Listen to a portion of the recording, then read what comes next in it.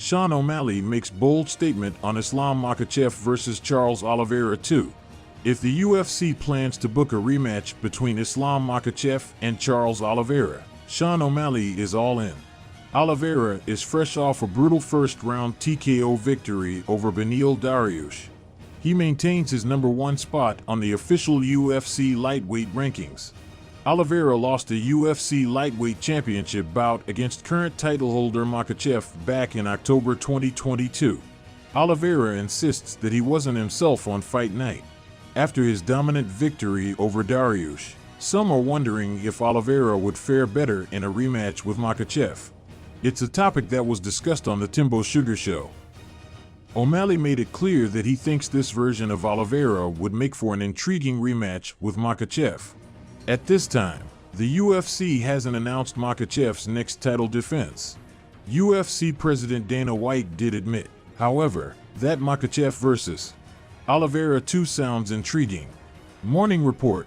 After slap comments, Joe Rogan responds to Colby Covington.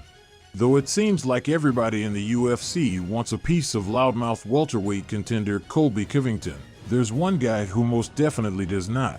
UFC commentator Joe Rogan.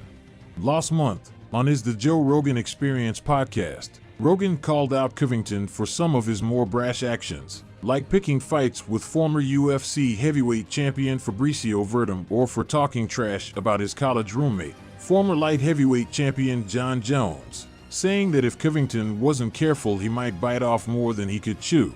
John Jones is going to be in front of you one day, said Rogan.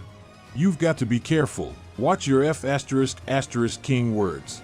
You're going to get slapped in the face by a guy who can kill you with his hands. That's a bad move.